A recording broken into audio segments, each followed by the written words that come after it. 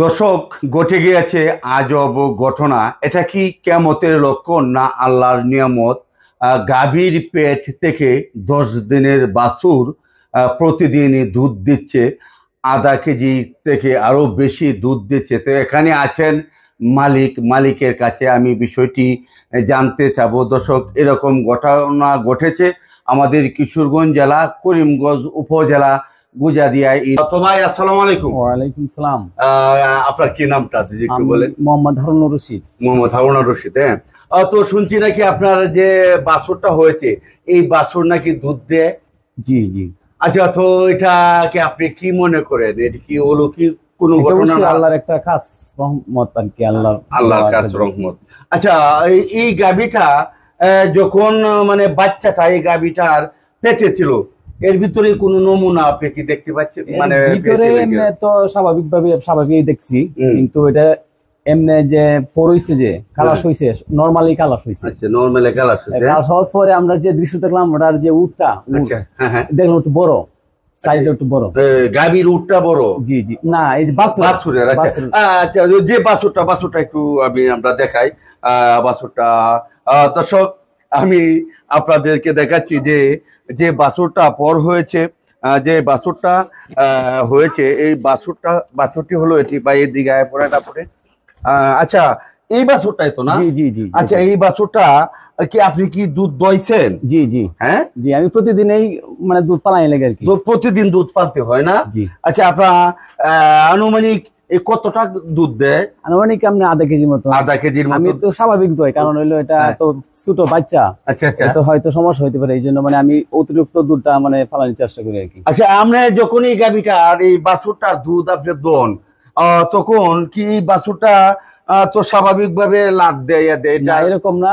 বড় গরু যেভাবে আপনি দোয়ানোর সময় যে প্রক্রিয়া, আসেন, হ্যাঁ, দুধ দোহানোর যে একটা প্রক্রিয়া অন্য গাভীর, ঠিক সেই প্রক্রিয়া চেনায় বা এটা একটা পরিবেশ এরকম। ও, আপনি কি বলতে চাচ্ছেন যে এই গাভীটা, এই বাছুরটা যখন আপনার দুধটা দন, আমরা অন্য মানে বড় গরু যখন দুধ দইতে যাই, তখন কিন্তু এই যে গাভী চেনায় দেয়? হ্যাঁ, এটাও কি এরকম রকম? তো আপনি কি কোনো লাদ টাদ? না, কোনো লাদ দেয় না, স্বাভাবিক ভাবে থাকে, স্বাভাবিক ভাবে আরাম বোধ করে। আচ্ছা, তো আপনার তো মানুষ আপনার বাড়িতে এই ঘটনা দেখার জন্য আসে, তো আপনি কিভাবে এটা? আমি তো এটা ইচ্ছুক না, জানাতে ইচ্ছুক ছিলাম না, কিন্তু এটা আমি ডাক্তারের সাথে পরামর্শ করতে গিয়ে এটা জানার জন্য হয়ে গেছে। আচ্ছা আচ্ছা। পরে দেখা যায় যে এটা অনেকে আসে আমাদের এনে, আমি মানে দিতে চাই না, দেখাইতে চাই না, এই পর্যন্ত দেখাই না কেউ। তো তো আপনার এই বিষয়টা কি আপনি কি মনে করেন? এটা তো একমাত্র আল্লাহর খাস রহমত, এটা আল্লাহর একটা খাস রহমত, এটা আল্লাহর প্রদত্ত দান জিনিস, আমি এটাই মনে করি আর কি। দর্শক, আমার সাথে আছেন 6 নং ওয়ার্ডের রানিং ইউপি সদস্য সোহাগ মেম্বার সাহেব। তো মেম্বার সাহেব, আপনার দাঁড়ান এখানে। কেমন আছেন আপনি? আলহামদুলিল্লাহ, আল্লাহর রহমতে ভালো আছে। আপনি কেমন আছেন? হ্যাঁ, ভালো। তো আমি তো আপনার পরিচয় দিচ্ছি, আপনার পরিচয়টা একটু বলেন। আচ্ছা, বলেন। আমি মোহাম্মদ আবু হানিফান সোহাগ, 2 নং গুজাদি ইউনিয়ন পরিষদ 6 নং ওয়ার্ডের প্রতিনিধি, ইউপি সদস্য। আচ্ছা। আর আজকে আমরা যেখানে অবস্থান নিচ্ছি, এটা হচ্ছে 2 নং গুজাদি ইউনিয়ন পরিষদের 3 নং ওয়ার্ড পূর্ব চরকুমসি গ্রাম। আচ্ছা। আর এখানে যে হারুন সাহেব, ওনা আমার চাচাত ভাই হয়, প্রতিবেশী চাচাত ভাই, অত্যন্ত আদরের, হ্যাঁ, প্রিয় ব্যক্তি। আজকে কয়েকদিন যাবৎ জানতে পারছি, কিন্তু আমি আসি নাই। যাই হোক, আজকে গুজাদিয়া টিভি উপলক্ষে আমরা এখানে আসলাম। আসিয়া যে প্র্যাকটিক্যাল জিনিসটা দেখলাম, এটা আল্লাহ যে সৃষ্টি, স্রষ্টা, শ্রেষ্ঠত্ব যে দান, এবং তার যে অশেষ নিয়ামত, রহমত, বরকত, এটা তো কোনো মতে অস্বীকার করার মতো কোনো কিছু নাই। যেন আমাদের অনেক সময় বলে, দিনে নবী বলছে দেশ ভ্রমণ করা সুন্নত, অনেক কিছু অলৌকিক ঘটনা দেখার জন্য, অনুতপ্ত আসার জন্য। আজকে যে প্র্যাকটিক্যাল জিনিসটা দেখলাম, মানে এটাই চিরসত্য সৃষ্টিকর্তার নিয়ামত, বরকত এবং রহমত, এবং এই যে এইগুলার যে কোনো শেষ নাই, বলে শেষ করা যাবে না। পৃথিবীর তো ইতিহাসে কোনো জায়গায় শুনি নাই একটি বাচ্চা জন্ম হওয়ার পরে মাতৃর মতো, হ্যাঁ, দুধ দেয়। এই যে মনে হয় পৃথিবীর প্রথম ইতিহাসে, আমার জানা মতো নাই। কিন্তু আজকে আমরা আসলে প্র্যাকটিক্যালে আসলাম, এই বাচ্চাটার বয়স আজকে 15 দিন, যেটা আরো শুনলাম 15 দিন বয়স। 15 দিন বয়স হয়তো দেখা গেছে এটা জন্ম নেওয়ার পর থেকে এটা দেখা গেছে এটা যে আপনার যে গাভীর যে মহিলাদের গাভীর যে অনেক উলান বলে, অনেকে দেখা গেছে আপনার স্তন ওটা বলে, এটা আয়তন একটু বড় বড় মনে হয়েছে, কারণ ওরা ডাক্তার শরণাপন্ন হয়েছে দেখতে গিয়ে, তখন এটা দেখতে টান দিতে গিয়ে হয়তো দেখা গেছে দুধ আসে।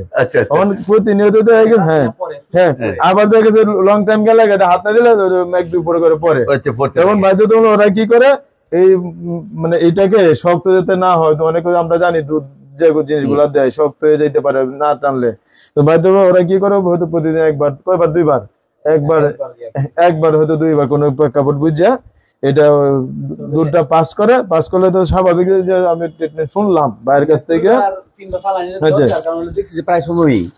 প্রায় সময় এমনি দেখা গেছে পরে যে শুইলেই পরে। কিন্তু আমি সময়ের ব্যস্ততা আমি একবার ফালাই আর কি। সকালে দেখে গেছে, আমি সকালে দেখলাম এই যে আপনার ফ্লোরে মেজে গড়ায় যেতেছে দুধ। ও আর যে আপনি যদি এটা ঠিক মতো না টানেন তাহলে আবার গড়ায় দুধ পড়ে নাকি? হ্যাঁ, এইটা তো বিষয়টা বললাম, আল্লাহর যে নিয়ামতের কোনো শেষ নাই। হ্যাঁ, আর কিন্তু এই বিষয়টা হয়েছে আজকে আমরা এখানে আসছি এটা দেখার জন্য, দেখে আসলে ভালো লাগলো, কিন্তু এটা আল্লাহর প্রতি শুকরিয়া জ্ঞাপন করি, এবং আল্লাহ আমাদেরকে যেন এই আল্লাহর নিয়ামত বোঝার জন্য আমাদের তৌফিক দান করুক। আমরা